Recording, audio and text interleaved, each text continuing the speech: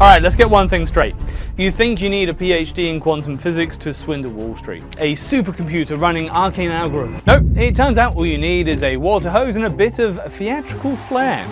This is the story of how one man convinced the biggest names in finance that he was sitting on millions of dollars of vegetable oil when all he really had were rusting tanks filled with sloshing seawater. This is the tale of Tino de Angelis, who pulled off a fraud so audacious, so fundamentally absurd, it sounds like a rejected script from a bad gangster movie. But the damage was sickeningly real.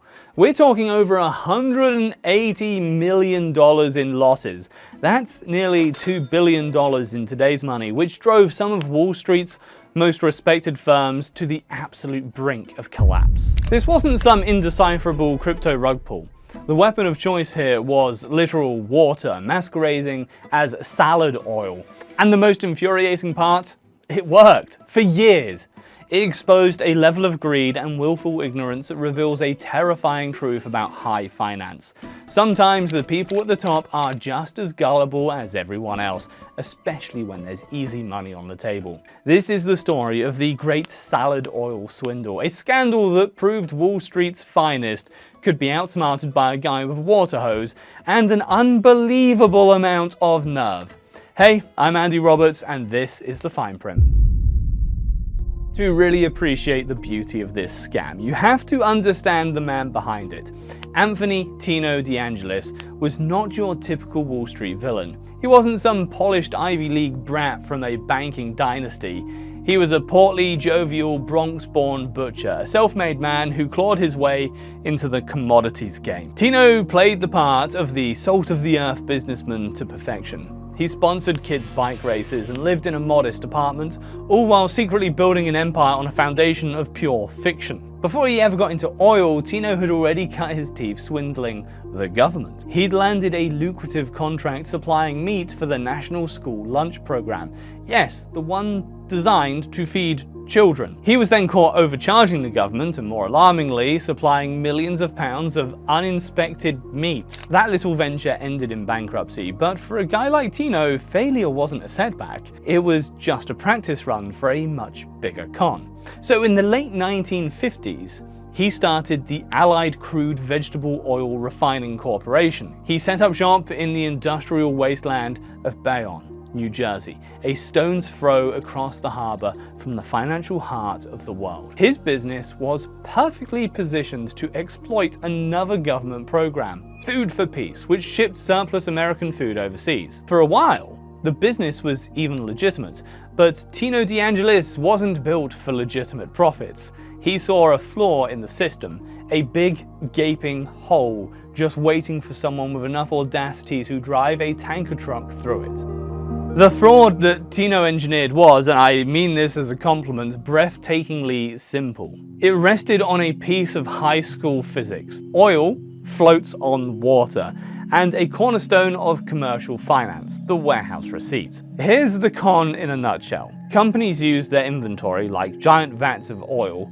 as collateral for bank loans. To prove you have the goods, a trusted third-party inspector comes out, verifies your inventory, and issues a warehouse receipt. This piece of paper is as good as gold. This is where American Express enters the chat. A small, struggling subsidiary of theirs, American Express Warehousing, was in the business of inspecting facilities like Tino's. They'd send their people to the tank farm in Bayonne, give a cursory glance, and issue those all-important receipts. Tino would then take these receipts, stamped with the unimpeachable name of American Express, to over 50 different banks, and we are talking giants like Bank of America and Chase Manhattan, and walk away with obscene amounts of cash. Except the tanks weren't full of oil, they were almost entirely full of water. Tino's guys would pump thousands of gallons of seawater from the bay, then pour just a few feet of actual vegetable oil on top.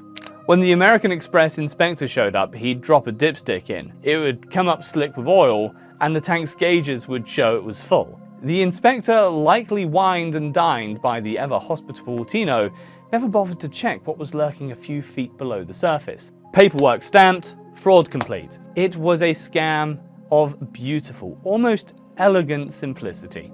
And Tino scaled it up.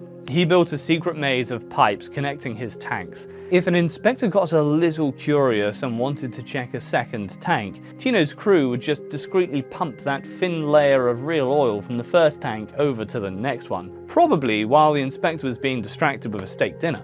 The same pathetic amount of oil was shown over and over again, multiplying its value on paper. And at its peak, Allied crude had warehouse receipts for £1.8 billion of oil.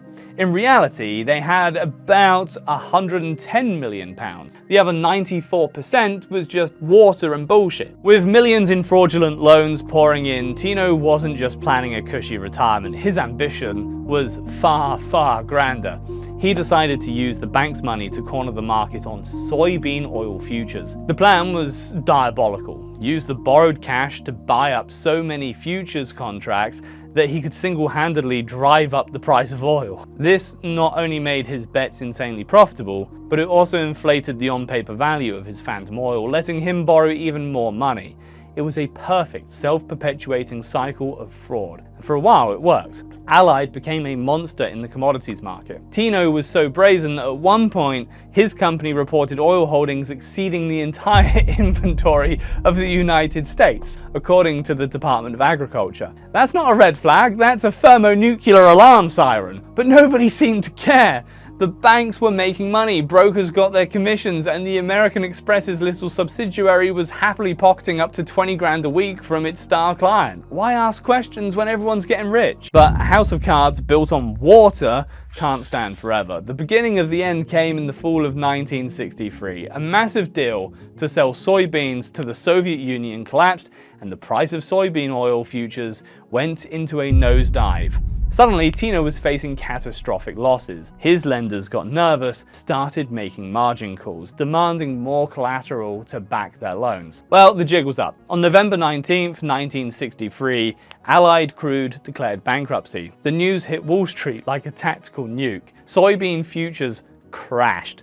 One of Tino's primary brokers, Era Haupt & Co., collapsed in a matter of days, taking 16 other companies with it. The scandal sent a wave of panic through the markets, a panic made infinitely worse just 3 days later by the assassination of John F. Kennedy, which forced the NYSE to close early to prevent a complete meltdown. Tino de Angelis was arrested, and the full, farcical scale of his deception was finally laid bare.